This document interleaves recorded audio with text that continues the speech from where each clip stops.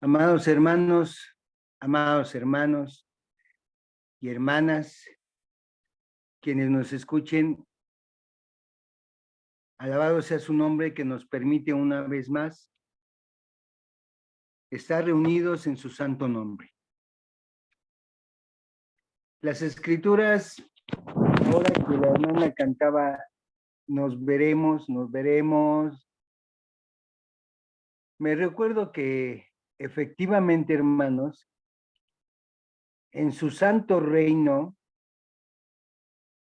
nos reconoceremos. En su santo reino efectivamente ya no va a haber tristeza porque el Señor Jesús habrá enjugado nuestras lágrimas y ya no va a haber tristeza, hermano. Quiero decir que si no encontramos en el reino la presencia de nuestros seres queridos, no nos va a causar tristeza, hermanos. Lo que sí nos va a causar es gozo cuando nos encontremos con nuestros seres queridos. Y de igual forma nos va a causar gozo cuando, sin conocernos en esta vida terrenal, nos vamos a reconocer, hermanos, por la sencilla razón de que ya no vamos a tener un cuerpo corpóreo, un cuerpo mortal, sino vamos a tener un cuerpo parecido al de Cristo, quiero decir, un cuerpo celestial, igual que los ángeles, y de esta manera es como el Espíritu de Dios nos reconocerá unos a otros. Y nos gozaremos, dice, y nos alegraremos, porque para entonces, hermanos, veremos cómo el Señor nos llevó de victoria en victoria. Como acabo de decir en mi oración, la idea es de que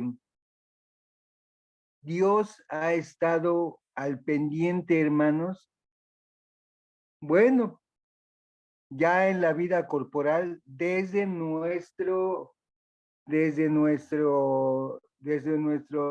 la concepción que tuvo nuestras respectivas madres, y desde entonces ha tenido un cuidado tan especial que si no hubiera sido por eso, hermanos, simplemente, pues como muchos niños, muchos bebés ya no vieron la luz que Dios ha creado. Pero 9 meses Dios, en su término general, nos ha traído, ¿sí?, a la vida real a través de sus poderosas alas, porque nadie sabe, ni el más científico preparado, cómo se forman los huesos del ser humano en el vientre de la madre. Nadie sabe cómo hace Dios esa obra tan maravillosa que a través de microcélulas hace y forma a un ser tan inteligente, tan pensante y tan querido como somos la raza humana. A modo de introducción comento esto, hermanos, porque cada vez que un hijo de Dios no llega a la meta, el corazón de Dios se entristece. Así se entristeció cuando tuvo que sacar con todo el dolor de su corazón a Adán y Eva de ese paraíso en donde su ilusión, déjenme mencionarlo así, en donde su ilusión divina era ver a esa pareja prosperada y exitosa. ¿Por qué? Pues porque tenía muchos planes para ellos. No se los hizo saber en su creación, porque no era necesario, porque tal vez los iba a predisponer y la idea era de que actuaran por sí mismos como el libre albedrío que hemos comentado, pero él en la esperanza y en la ilusión de que ese libre albedrío les hiciera optar por el bien. Pero si somos espirituales y somos conscientes, tenemos que aceptar que a Dios le hemos causado muchas, pero muchas tristezas y muchas preocupaciones. Así como lo hizo con esa primera pareja, en donde no le fue fácil.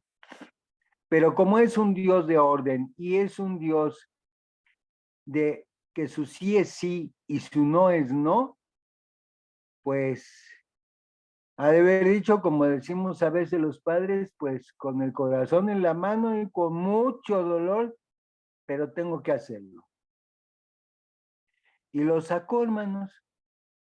Lo sacó porque tampoco podemos dudar que si a nosotros como mortales y como gentiles nos ha dado las armas que contienen su armadura, no podríamos pensar que a Adán y Eva en sus tipos y formas se las dio también, hermanos. O sea, no los puso en un paraíso desarmados. Muy probablemente, inclusive, hermanos, muy probablemente todavía más y mejor armados que a nosotros, porque a ellos los armó con una investidura divina, con una armadura inmaculada y perfecta, porque era una armadura, pues, original, ahora sí, como dicen por ahí, sin uso, original y proveniente con una ascendencia divina. ¿Se imagina el poder, hermanos? ¿Se imagina entonces el dolor? Así como hemos puesto y hemos homologado algunas cosas, es como si usted o yo o una persona en general se esmera, hermanos, y da su vida por un hijo o por los hijos y se priva a través de su vida de muchas cosas. Incluso se llega a quitar el pan de la boca para dárselos a sus hijos, para que se preparen, para que tomen la armadura profesional. ¿Y qué sentiríamos nosotros que ya estando armado, pues ese joven, esa señorita, simple y sencillamente no tienen el ánimo ni las ganas y son perezosos? Y en lugar de conseguir y de aplicarse diligentemente a un buen empleo, se quedan, se quedan reposando en su punto de reposo, hermanos. No, claro que nos sentiríamos desilusionados y más que eso, tristes y preocupados. Pensemos que de esa manera puede estar Dios, porque su palabra dice que no contristemos a su espíritu, el cual mora en nosotros.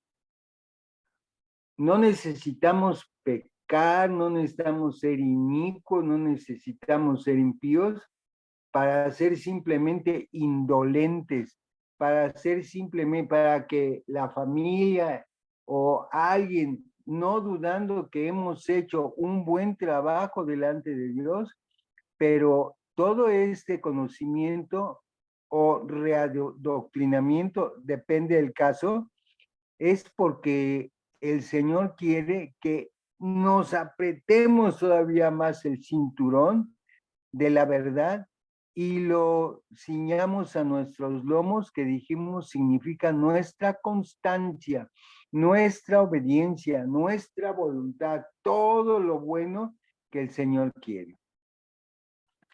Y también el apóstol Pablo lo vislumbró, hermanos, porque en la mañana vimos otro tipo de arma o otro nombre con el que le nombró el apóstol Pablo a el escudo digo, al cinturón de la verdad, de modo que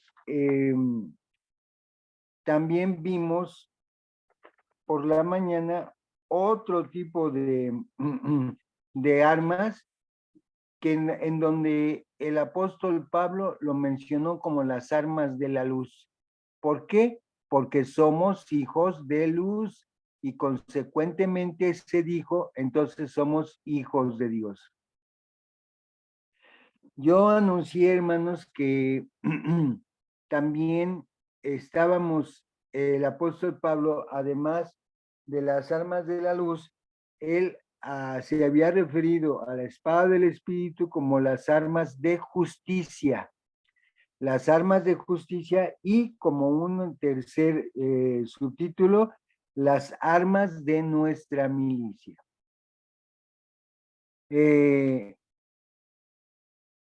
Sin embargo, en el escudriñamiento para esta exposición, hermanos, en donde yo propuse que terminaríamos porque estaríamos analizando las armas de justicia y la otra parte que son las armas de nuestra milicia.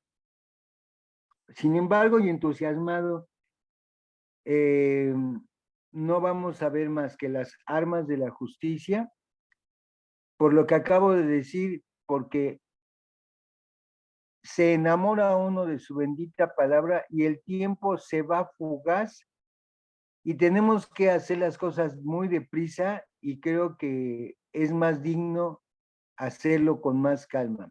Por otro lado, también el Espíritu de Dios quiere que sus hijos, en este caso ustedes, que en este caso nos está escuchando la voz de Dios, tengan el tiempo del escudriñamiento sin tener una sobredosis de información.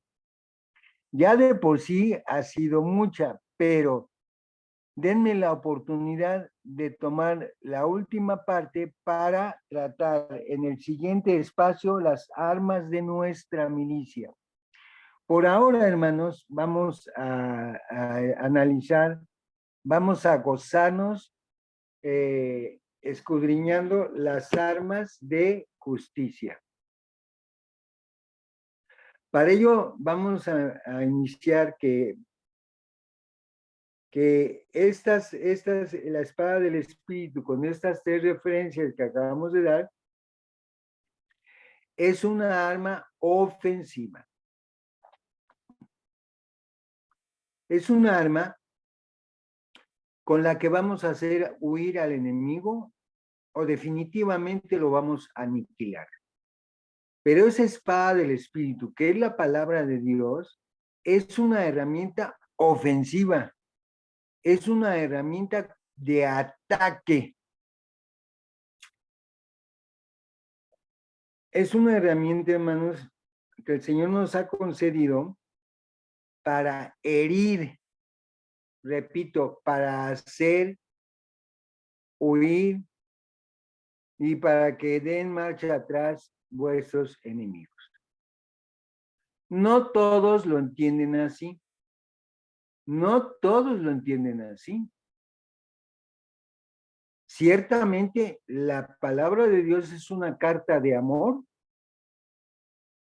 pero dentro de esa carta hay cosas muy duras que el mismo Señor Jesucristo dijo.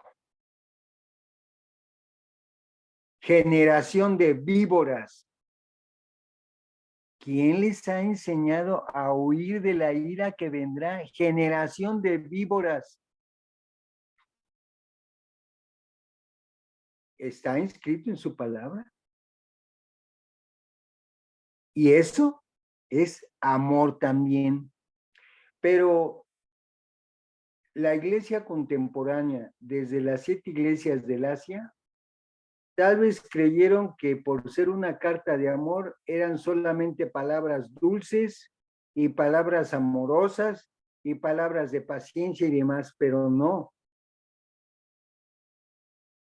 El Señor también habló de los obreros fraudulentos, de los obreros mentirosos, de los obreros falsos, de los falsos maestros que tuercen la verdad en favor de sus propias concupiscencias, haciendo las obras de Satanás en lugar de hacer las obras del Maestro Divino, del gran Rabí. Por eso estoy mencionando que la espada, una espada, no es no es unos pétalos de rosa perfumados, hermanos.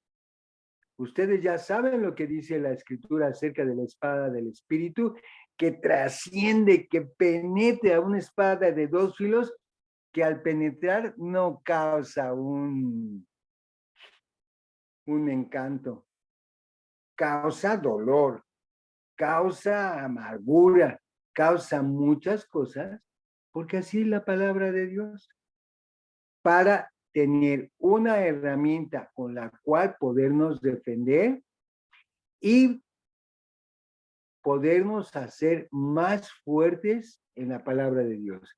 Pero el escudo de la fe y el yelmo de la salud, que es un casco de la salvación, son herramientas defensivas.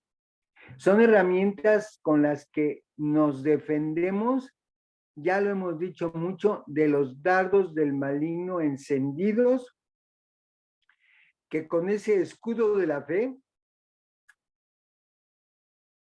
nos defendemos, hermanos,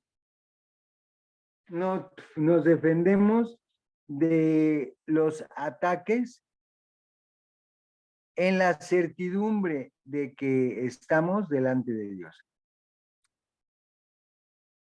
Y el yelmo de la salvación, pues también dijimos que en la batalla el enemigo siempre va a querer pegar en la cabeza, en la parte superior de nuestro cuerpo, porque ahí tenemos conservados los sentidos espirituales y los sentidos vitales del espíritu. Quiere acabar con nosotros. Entonces, esta parte se menciona con el propósito de decir, tenemos armas defensivas para defendernos y ofensivas. Por lo que, como dije al principio, Dios está interesado en nuestro éxito, en el éxito de sus hijos, porque ¿qué caso tendría que nos encontremos en el reino y nunca supimos quiénes éramos? No supimos quiénes fuimos en este cuerpo corporal. Entonces, ¿cómo nos vamos a gozar al ver a nuestro Señor Jesucristo ya no con estos ojos corporales que ya estarán destruidos, sino con los ojos espirituales, hermano? Claro que nos vamos a reconocer, fíjense bien, no nada más nos vamos a reconocer unos a otros, sino que nos vamos a reconocer como Gad Figueroa aquí.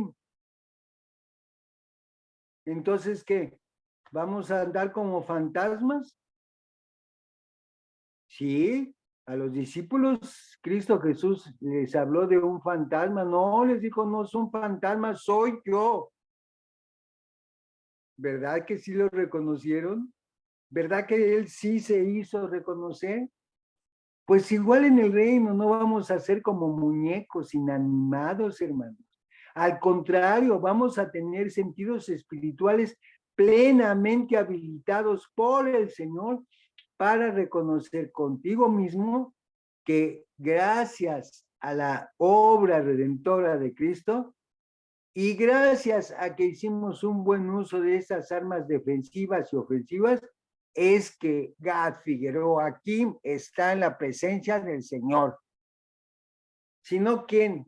¿Con qué nombre? Ciertamente vamos a tener un nombre diferente que solamente va a conocer el que lo tenga. Léalo en Apocalipsis.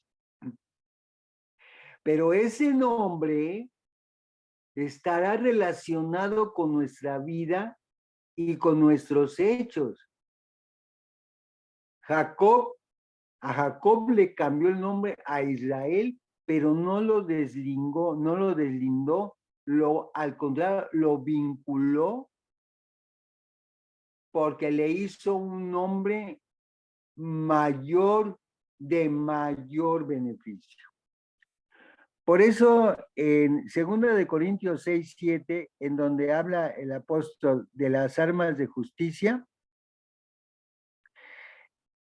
dice, hablando en la escritura, dice en ese 7º versículo, en palabra de verdad, en poder de Dios, con armas de justicia, hermanos. Que es la misma espada del Espíritu, y dice a diestra y a siniestra, a derecha y a izquierda, con armas que al accionar la arma es de izquierda a derecha y de derecha a izquierda, a diestra y siniestra, para acabar con el enemigo, porque esa arma de justicia es poderosa. Es poderosa en el poder del cristiano, porque es la palabra de verdad. Simplemente por eso, porque es la palabra de verdad, hermanos. Las escrituras, la palabra de Dios revelada según Colosenses 1:5 y Santiago 1:18. Colosenses 1:5 dice, a causa de la esperanza que os está guardada en los cielos, hermanos, de la cual ya habéis oído por la palabra verdadera del Evangelio. Dice a causa de la esperanza que os está guardada en los cielos, mas no dice que nos la va a entregar y que vamos a ascender a los cielos. Está guardada en los cielos, para que de ahí, en la nueva Jerusalén y en el descenso de nuestro amado Salvador, nos hará entrega de esa esperanza que hasta ese momento será esperanza, porque enseguida será una verdadera realidad. Y nada de que es nada más espiritual, de que no nos vamos a dar cuenta, que vamos a andar como zombies espirituales. No, no, no, no. Vamos a andar como con el cuerpo de Cristo, con los sentidos espirituales que hoy las tenemos habilitados. Pues nada más imagínense en la presencia de Cristo. Tener esos pensamientos es dudar del poder y de la presencia misma de Dios. Por lo tanto, el apóstol aquí nos está declarando que en esa esperanza que os está guardada, o sea, te voy a cumplir, nada más tú cúmpleme también para que te pueda entregar yo esa esperanza. No es de gratis, hermanos, no es de que porque estamos en el reino de la gracia, ya graciosamente vamos a hacer cualquier cosa.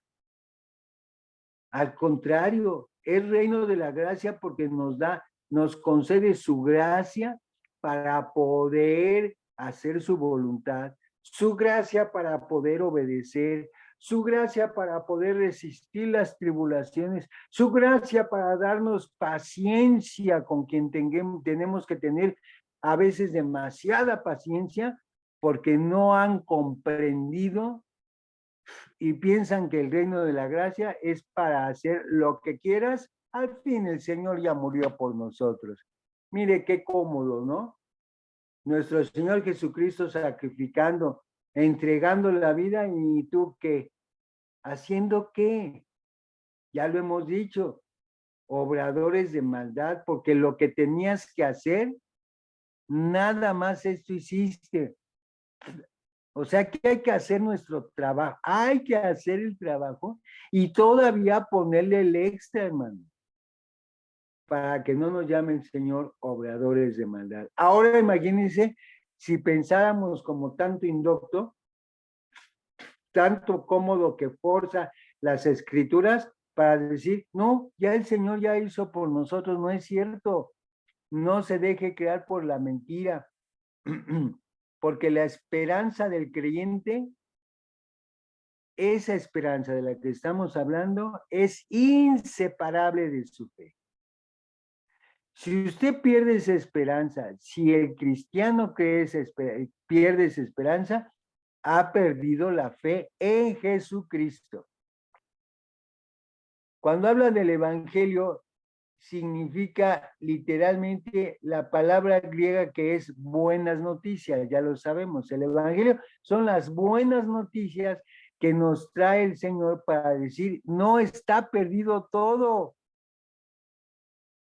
Estás en un proceso de lavamiento y de salvación por el que te tienes que esforzar y tienes que hacer las cosas habiendo comprendido que es una buena noticia y que se empleaba en el griego clásico para anunciar la buena noticia de la victoria en una batalla. Ustedes saben, mandaban por delante para anunciar la buena batalla, el éxito en la buena batalla.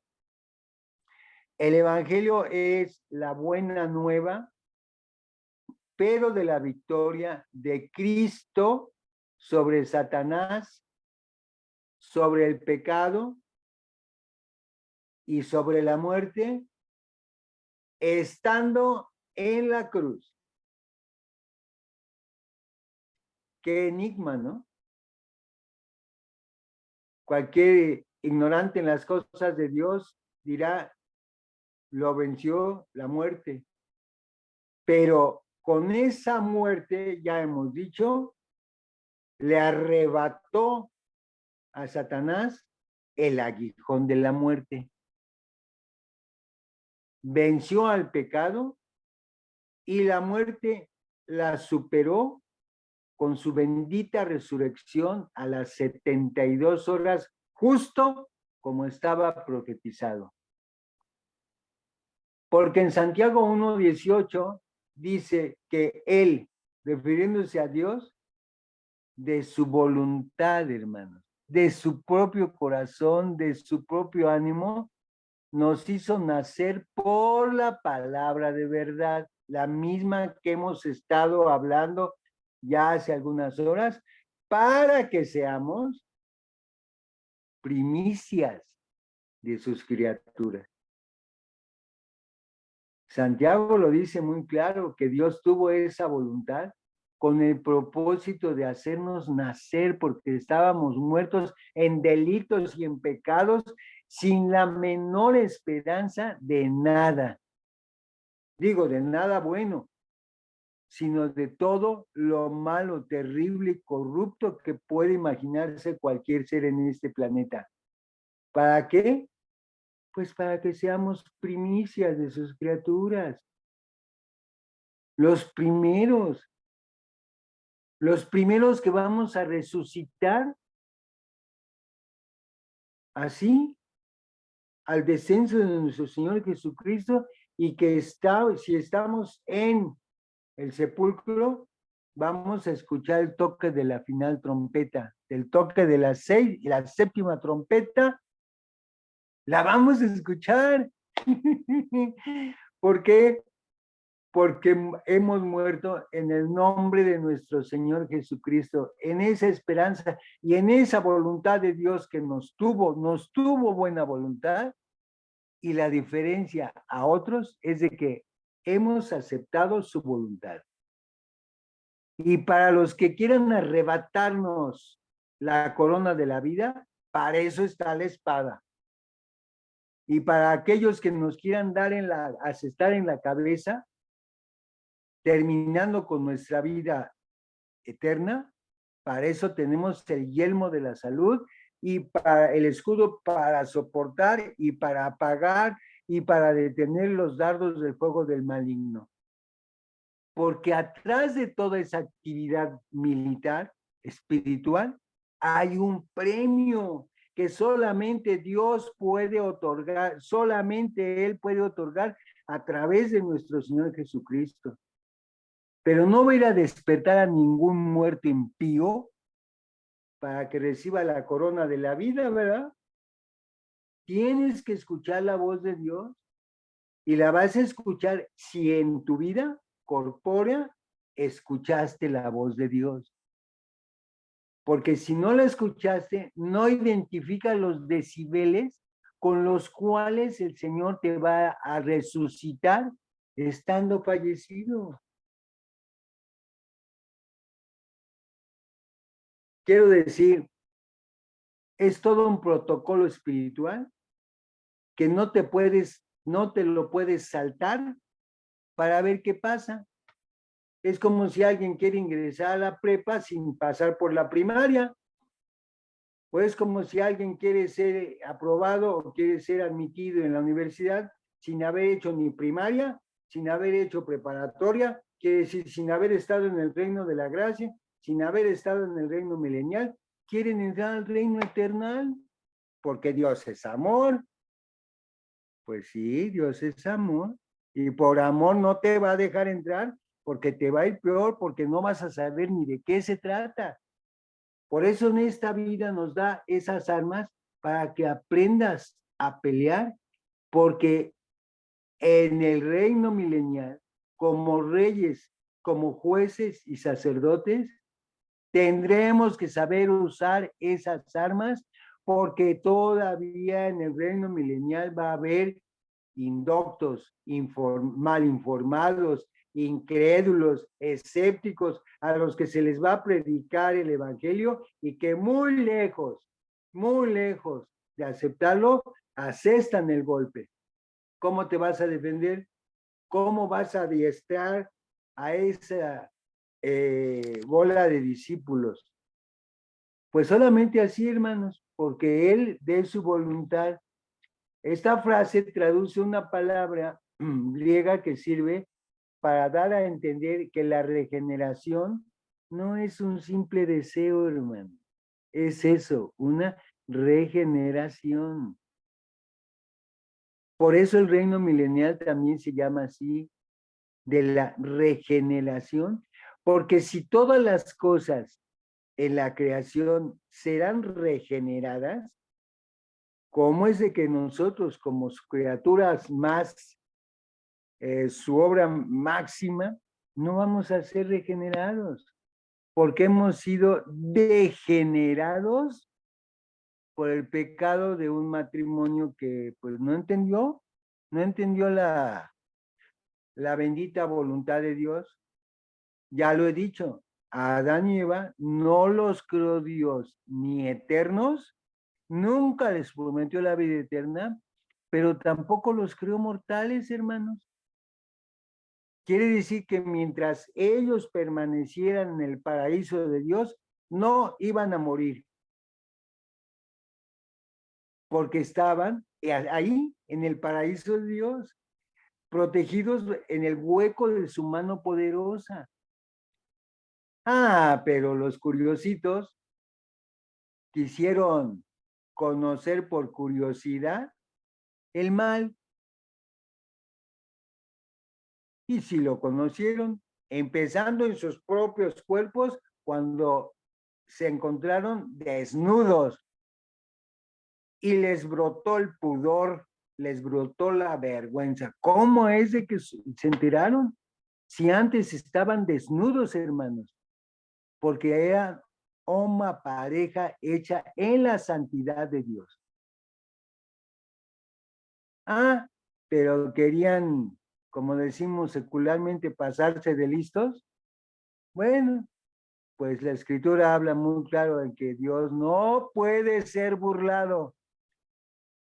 Y quisieron burlarse del Altísimo, y los que salieron burlados fueron ellos, y desechados al polvo de la tierra, sí, hermanos, por andar de curiosos, por andar de incrédulos, por andar de ociosos, porque aunque su trabajo era cuidar el paraíso, Su ociosidad estuvo en distraerse, lo que hemos venido diciendo, cuando el cristiano se distrae, cae.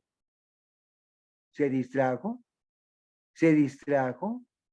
Ya hemos dicho y dijimos recientemente que los soldados, así como el soldado de Jesucristo, no tiene permiso, tiene prohibido dedicarse a otras cosas porque está dedicado en la milicia del Señor.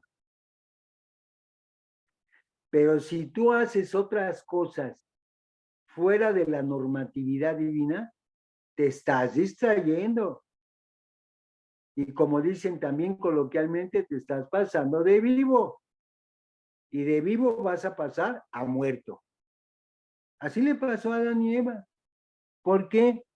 Porque esta frase de la voluntad de Dios, ¿sí?, ocurre al comienzo del enunciado griego, lo cual significa que Santiago se propuso destacar que la voluntad soberana de Dios es la fuente de esta vida nueva. Lo cual significa que la voluntad soberana de Dios es la fuente de esta vida. De esa voluntad, de esa soberanía de la voluntad de la que se salió este matrimonio. Consecuentemente, ¡pum!, vino un corte de agua, vino un corte de luz, vino un corte de comunión, porque no quisieron estar todavía bajo la fuente de vida que es Dios. Pero no, pues al fin Satanás dice que pues aquí nosotros sí la vamos a lograr. Y mira, Adán, cómete esto cuando ella ya había comido. Ahora piense qué hubiera pasado si Adán hubiera obedecido. Piense qué hubiera pasado con la desobediente, porque cuando le dio, ya había comido. Entonces, Eva fuera. ¿Y Adán? Dios todo lo tiene calculado, hermano. Y por la mañana dije que tenía planeado un plan B, un plan 2 para una pareja que él tenía la ilusión, pues de que captaran, hermanos, la orden divina. ¿Sí? Pero tan pronto se apareció Satanás en la forma de la víbora, de la serpiente, y le obedecieron. A esa serpiente literal, Dios le condenó arrastrándose en el polvo de la tierra. Por lo que se entiende que por buen animal podría ser que tuviera patas, ni siquiera manos, y que caminara erguida. Pero al recibir la maldición divina, ya no aparecieron las patas, y sobre su pecho arrastrándose y comiendo polvo, que es hombres. Pero enseguida vino la maldición al diablo espiritual, juntamente con el profeta indigno y como el mentiroso. El acto divino de regeneración o nuevo nacimiento, esa es la regeneración, se encuentra en Juan 3, del 3 al 8, Primera de Pedro 1 al 23, Ezequiel 36, 25 al 27. Para que ahí encuentre la palabra de verdad que está en Juan 17, 17. La escritura o la palabra de Dios es lo mismo. Él regenera a los pecadores por medio del poder de esa palabra. Ojo, hermanos, porque le hemos dedicado poquito más de tiempo, aunque no es suficiente, ¿eh? Pero ojo, porque esa palabra de verdad, en esa palabra de verdad se encuentra en las escrituras, que es la palabra de Dios. Y él, Dios, regenera a los pecadores como usted y como yo, por medio del poder de esa palabra. Pero nótese que ese poder, hermanos, no es un poder ofrecido que te ande persiguiendo con la Biblia en la mano para ver si lees, si quieres hacerte cargo de este gran poder. ¿Verdad que no, hermanos? Ese poder que está arriba del ropero, que está en la sala, muy abierta como tipo adorno, no te va a regenerar así. Tienes que conocerlo. Es como si quieres pasar una asignatura universitaria, nada más por decir que ya estás en lista del magisterio. Sí, ya estás en lista, pero para que ejerzas como estudiante. Pero si los libros se quedaron en la biblioteca o abajo de tu almohada, ¿qué vas a contestar en los exámenes, en las pruebas? De igual forma, hermanos, es una similitud como las que hemos venido haciendo. Por eso decimos que Él regenera al pecador por medio del poder de la palabra.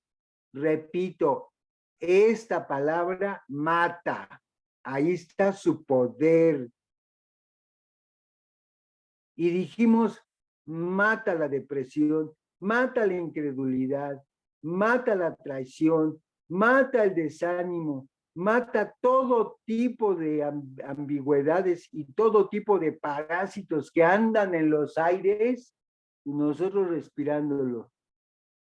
Los venenos tienen que recibir de inmediato un antídoto que es contrarrestar el veneno mortal. Si no aplicas el antídoto prácticamente de inmediato, la gente se muere. Sí, señor, la gente se muere. Entonces, el antídoto espiritual, hermanos, no es tenerlo ahí arriba, ahí en algún gotero, por ahí colgado, porque si no, el veneno de los dardos del fuego del maligno te van a aniquilar. ¿Cómo no te van a aniquilar? Y a veces los soldados o a veces algunos deportistas, hermanos, pierden no por falta de nada, sino por exceso de confianza. 2, porque han minimizado al enemigo. Y dicen, no, hombre, a este compa lo termino en el primer round, lo termino en el primer set. Y no, no siempre. No vaya siendo que el cristiano, por exceso de confianza, y como ya lo hemos comentado, por exceso de decir, no, yo confío en Dios. Dios es todo poder. Sí, Dios es todo poder, claro que sí, pero Él actúa, su poder actúa sobre los hijos que tienen una buena armadura. Pero si la armadura la tenemos por allá olvidada, ni siquiera sabemos si nos queda, no nos queda o cómo se monta en nuestro cuerpo, pues nadie nos podría asegurar, hermanos, la victoria. Las primicias de las cuales habla es una expresión original del Antiguo Testamento que se refiere a las primeras y mejores cosechas que Dios esperaba recibir como ofrenda de gratitud. Él esperaba recibir unas ofrendas de gratitud. Lo que acabamos de decir, él esperaba, quedó ilusionado de recibir estas ofrendas de gratitud. Léalo en Éxodo 23, 19, Levíticos 23 del 9 al 14, Deuteronomios 26, del 1 al 19. Entregar a Dios esa cosecha inicial era un acto de fe en que él cumpliría su promesa de una cosecha completa y satisfactoria al final de la temporada, no a cualquier hora, ni en cualquier temporada. De la misma manera, los cristianos son la primera evidencia de la creación nueva de Dios. Los cristianos somos la primera evidencia, ¿sí?, de la creación nueva de Dios que ha de venir al final de los tiempos, y disfrutan en el presente su vida como una prueba por anticipado de su gloria futura. ¿O acaso no hemos sentido la gloria de Dios? ¿Acaso no hemos sentido que muchas veces ni siquiera sabemos cuándo se nos ha presentado un ángel en forma humana y nos ha sacado adelante en un problema que no sabíamos ni teníamos idea cómo íbamos a salir? Que más bien nos sentíamos ya en el abismo y que nunca identificamos a ese ángel que Dios pone delante de los que hemos de ser salvos para nuestra ayuda. Ángeles en forma de hombres. Léalo en la historia de Lot, sobrino de Abraham. No los identificó. Ellos pensaron que eran tres, él pensó que eran tres hombres, pero eran ángeles que envió para ayuda de ese siervo de Dios. De la misma manera, los cristianos son la primera evidencia de la creación nueva de Dios que ha de venir al final de los tiempos, y disfrutan en el presente su vida como una prueba anticipada de su gloria futura. Entonces, no sería posible que estemos ya inclusive disfrutando de la gloria futura que vendrá en Cristo y en Dios y no reconocerlo, y que no nos reconozca. No, hermanos. O sea, tenemos que tener la seguridad que nuestro cuerpo, dice la Escritura, solamente va a ser transformado. Nuestro cuerpo no es de que vaya a ser pulverizado y al aire y ya no supimos ni quiénes somos.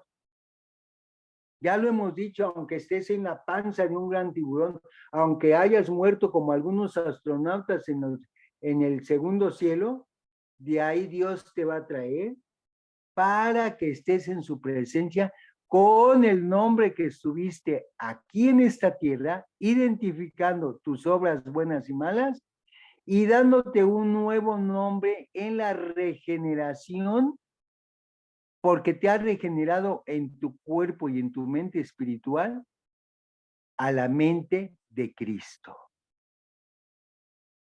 Ya estamos, los que estamos presentes y funcionando en el reino de la gracia, ya estamos disfrutando de la gloria de Dios. ¿O acaso no sientes su paz? ¿O acaso no sientes su regocijo aún en las tribulaciones? ¿O aún no sientes su gloria en la confianza venidera de que a veces decimos no sé cómo, como acabo de decir? Yo no sé cómo le va a hacer el Señor, pero yo sé que me va a sacar adelante. Y no hay excepciones. Cuando depositamos esa confianza, con esa armadura, con esas armas de justicia propias, nos saca adelante. Claro que sí. Continúo con 1 Corintios 1:18, que se refiere a Cristo, hablando de su poder y sabiduría de Dios. Cristo es poder y sabiduría de Dios.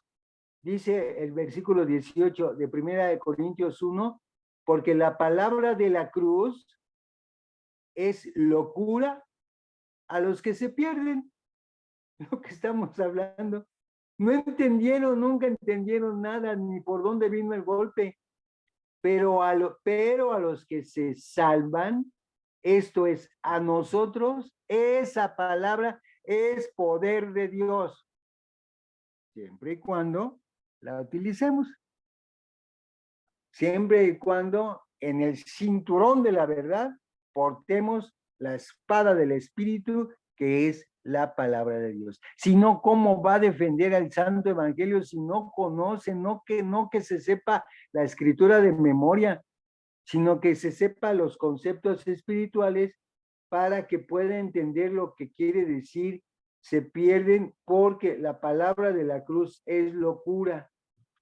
La palabra de la cruz, el apóstol se enfoca aquí en la revelación total de Dios en la cruz, en particular el evangelio en toda su plenitud, que se centra en la encarnación y crucifixión de Cristo.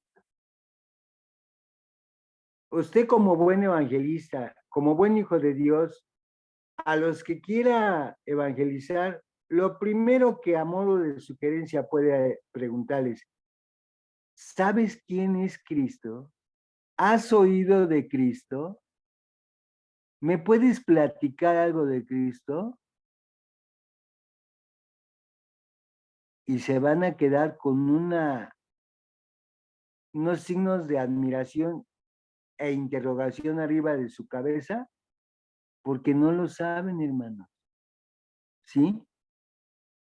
De modo que por eso les parece una locura y por eso a veces nos llaman aleluyas y están locos. ¿Cómo es posible que pierdan todo el día el sábado con tantas cosas que hay que hacer? Porque se centra en la encarnación y crucifixión de Dios. ¿Cómo es posible que en la muerte de nuestro Señor Jesucristo esté la gloria y la redención de toda esta humanidad? No, estos están locos, así nos llaman. La totalidad del plan y provisión de Dios para la redención de los pecadores, que es el tema de todas las escrituras, hermano. Nada más. De una u de otra forma, en los 66 o en los libros que sean de la Biblia, en el Antiguo y el Nuevo Testamento, está la declaración del plan salvífico. Locura, esto traduce un vocabulario griego del que se derivan palabras que significa mentecato. Así lo dice la palabra griega, o estúpido. ¿Sí? Sí ha escuchado esas ambas palabras, ¿verdad? Que quieren decir locura, fuera de sí, porque se pierden y salvan. Cada ser humano está en proceso de salvarse, aunque este no se completa, sino hasta la redención del cuerpo, cosa que bien entendemos, o en proceso de destruirse. La respuesta de cada individuo a la cruz de Cristo determina cuál de esos dos únicos destinos le corresponde. Repito, la respuesta al sacrificio en la cruz de Cristo corresponde a cualquiera de las dos elecciones. Dicho de otra manera, si te parece una locura, pues obviamente te va a parecer una locura lo que el mismo Señor Jesucristo hizo, y por lo tanto tendrás por inmunda y por inservible la preciosísima y poderosa sangre de Cristo. ¿Sí? Pero es poderosa para quien la hace poderosa para su salvación. De modo que son verdades inescrutables que no puede entender el indocto, hermano, el que hace 10 años no ha leído la Biblia. Una carta de amor para que para que nos eduquemos espiritualmente, para que algo aprendamos. No la vamos a aprender toda, hermano, pero en la voluntad Dios nos prosperará. Así que que nadie nos llame de estas dos formas, especialmente mentecato. Cada ser humano está, dijimos, en un proceso de salvación, aunque no se complete, obviamente, hasta ser transformado. Inclusive la escritura habla de que habrá quien no saboree la muerte. Se refiere a los terrenos hijos de Dios que sean transformados en un abrir y cerrar de ojos a la venida de nuestro Señor Jesucristo. Ya no murieron, el aguijón de la muerte ya no llegó, ya no saborearon la muerte, hermanos. De modo que todas estas cosas pueden darse. La respuesta de cada individuo, dijimos, a la cruz de Cristo, determina cuál de esos dos únicos destinos se corresponde o se asigna por sí mismo en su libre albedrío. A los que rechazan a Cristo y están en el proceso no de salvación, sino de ser destruidos por haber tenido por inmunda la sangre poderosísima de nuestro Señor Jesucristo. El Evangelio es locura e insensatez, para los que creen es sabiduría poderosa. El Evangelio es locura e insensatez, porque no creen en nada, hermano. Casi vamos terminando con 1 Corintios 2, del 1 al 3, en donde habla de la proclamación a Cristo crucificado. El que confesare e invocare al Señor, nuestro Señor Jesucristo, será salvo. Al que declare al resucitado primogénito de los muertos. Así que, hermanos, cuando fui a vosotros para anunciaros el testimonio de Dios, no fui con excelencia de palabras o de sabiduría, pues me propuse no saber entre vosotros cosa alguna, sino a Jesucristo y a este crucificado. O sea, no me interesa más que a Cristo, ¿sí? Como el Redentor del mundo crucificado. Y estuve entre vosotros, dice el apóstol, con debilidad y con mucho temor y temblor. Y mire que quién era el apóstol Pablo. ¿Sí, hermanos? Que no era ni más ni menos que un hijo de Dios verdadero como usted y yo, pero que a veces la debilidad y el temor, claro que nos hacen temblar o nos harán temblar las piernas, de tal modo que se golpee rodilla con rodilla del temblor que nos puede dar si no estamos bien armados con la armadura de Dios. Cuando habla de la excelencia de palabras o de sabiduría, crucificado también habla, aunque Pablo expuso que todo el consejo de Dios a la iglesia y enseñó a los corintios la palabra de Dios según Hechos 18:11. El efecto, el enfoque de su predicación y enseñanza a los no creyentes fue Jesucristo, quien pagó el castigo por el pecado en la cruz. Hay varias citas, muchas citas, hasta que alguien entienda y crea el evangelio. De nada más hay que hablarles. La predicación de la cruz predominó tanto en la iglesia primitiva que los creyentes fueron acusados de rendir culto, oiga usted, a un hombre muerto. La iglesia primitiva, después de la crucifixión de nuestro Señor Jesucristo, fue acusada de rendir culto a un muerto. Pero vean la paradoja. En la actualidad, a quien rinden culto es a muertos. No hay un solo ídolo que esté vivo.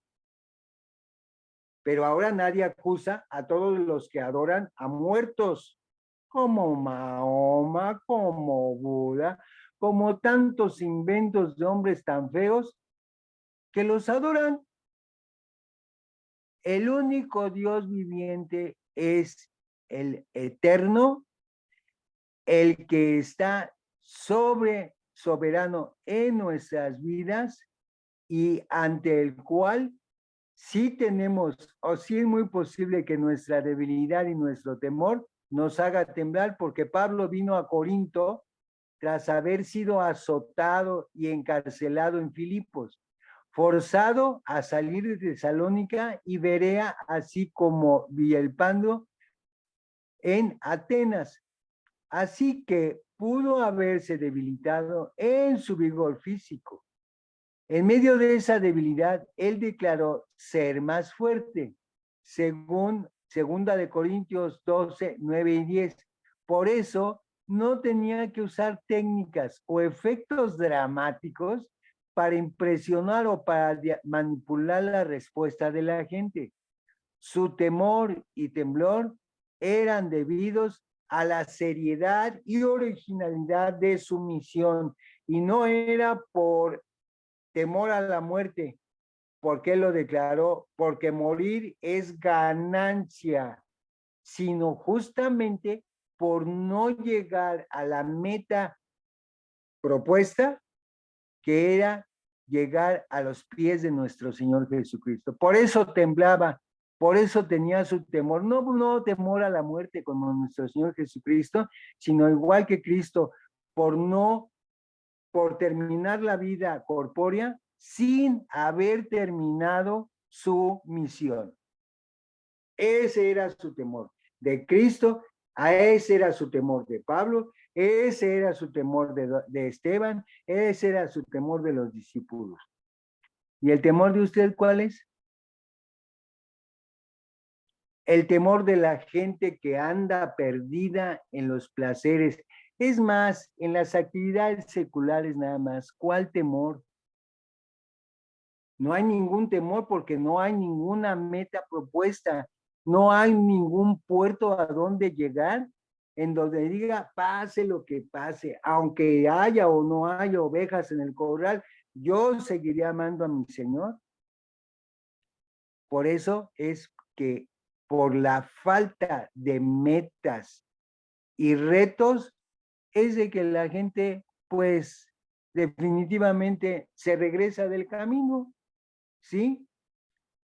Así que debemos pensar que nuestra vida, en algunos casos muy célebres, como muchos hermanos de edad, como un servidor, Dios nos permite todavía la vida, hermanos, porque indudablemente usted está haciendo algo que solamente usted puede hacer. Seguramente Dios le ha preservado la vida, la salud mental y la salud espiritual principalmente y la física, porque tiene que terminar los propósitos de Dios en su vida. No está nada, no nada más vino a ver qué pasa o a ver qué curioseamos, no. Usted y yo y el ministerio tienen un propósito de vida para la iglesia de Dios y nos va a retirar cuando Él considere que el propósito de su vida se ha cumplido exitosamente. Entonces nos llamará a cuentas para poderle decir, como la parábola de los talentos, aquí está, Señor. El talento que me diste, mira, lo di a los banqueros y ahora está reproducido a 30, a 60, a 90 y a 100. Quiere decir que por cada grano, 100 granos. Es probable, hermanos, es muy probable. No podemos pensar que nuestra vida ha sido florecida y sostenida, pues para ver qué pasa, para ver qué Dios dice, para ver cuál es su voluntad. No, su voluntad es que lleguemos al reino eterno, pero no vamos a llegar al reino eterno si no nos armamos de las armaduras, que bendito sea Dios. Hasta esta parte terminamos y prepárese porque ya nada más nos faltan las armas de nuestra milicia. Ya lo organizaré con nuestros hermanos que dirigen el grupo, pero ya nada más nos falta eso dentro de las armas. Y haremos un resumen por aquellos que no pudieron, que no llegaron o que se les olvidó, hermanos, con el afán de que hagamos un uso edificante para el provecho de nuestras vidas y de nuestros familiares. Ese es mi mejor deseo, hermanos, que sea usted un soldado, un guerrero de Jesucristo, tanto ofensivo como defensivo. Dios les bendiga, amados hermanos, y paz a vosotros.